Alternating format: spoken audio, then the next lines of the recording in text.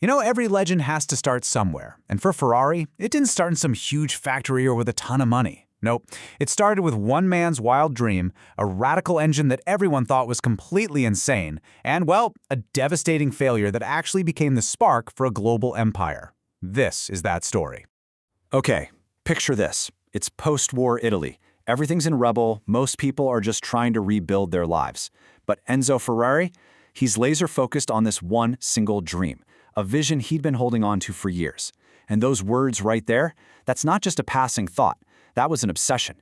And it was the starting pistol for everything that would follow. And what a dream it was. I mean, just think about it. Building a car from scratch in a Europe that was still reeling from war, that's ambitious. But building it around an engine concept that nobody believed in, that wasn't just ambitious, that was pure audacity. See, for Enzo Ferrari, this was personal. He'd spent years running the Alfa Romeo racing team, but now he wanted his own thing, something that could go out there and absolutely humble his old bosses on the track. And his weapon of choice?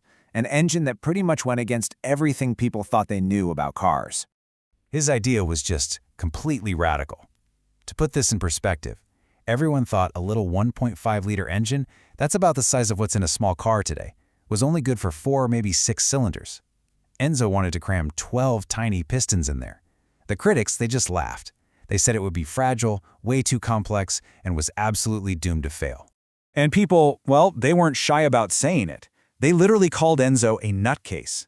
They said his experiment was too daring and presumptuous. The general feeling was clear. This V12 engine wasn't just a bad idea, it was going to be the thing that financially ruined him for good. But Enzo, he had an ace up his sleeve. A brilliant engineer named Giacomo Colombo. Together, these two were going to build the very engine that everyone dismissed. And in the process, they were about to craft the soul of every single Ferrari that would ever come after. And what they created was just a masterpiece. A super compact, lightweight 1.5-liter V12. Now, 118 horsepower might not sound like a lot today, but the real magic trick was that red line 7,000 RPM. In 1947, that was just stratospheric. This engine wasn't just built to run, it was built to scream. Hey, don't just take my word for it. Listen to Franco Cortese, the very first guy to ever race a Ferrari. He said it was like an electric motor. It just revs so freely. It wasn't some big, clunky brute. It was this high-strung, super responsive machine that was a whole different animal from anything else on the track. You really had to be paying attention. So, the car and engine are ready, and the moment of truth arrives. May 11th, 1947, at a little circuit called Piacenza. The first ever Ferrari, the 125S, is about to make its racing debut. Everything Enzo had gambled, everything, was on the line right here. And the day starts off perfectly. Cortez is the fastest in practice, he gets pole position. In the race, he is just dominating, leaving everyone in his dust and making all those critics eat their words. Victory looked like it was in the bag.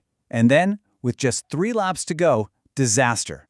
A simple little fuel pump failed, and just like that, the car was out. After all that hype, all the risk, all the promise, the debut was a failure. Can you imagine the disappointment? It looked like all those critics had been right the whole time. But this is where the legend really starts. Because while everyone else saw a failure, Enzo Ferrari saw the potential. He saw how the car had absolutely crushed the competition before one little part broke. So he famously called the whole thing a promising failure. He just refused to be defeated. And he didn't waste a second proving it. The team had just 14 days. That's it. 2 weeks to figure out what went wrong, rebuild the car, and get back on the track for one last shot at redemption. And where were they headed? The Rome Grand Prix. This wasn't just another race on the calendar. This was their chance to turn that promising failure into a historic, legendary victory. And boy did they do it.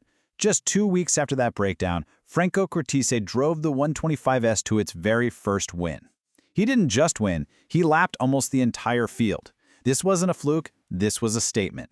And it was the first of 6 victories that year, proving that Enzo's insane dream was actually pure genius. Now, this single victory, it did way more than just win a trophy. It laid the foundation for the entire Ferrari identity. An identity that was built around one thing, that V12 engine. That first Colombo V12, the engine that everyone called a nutcase idea, wasn't just a means to an end. It became the beating heart of the brand.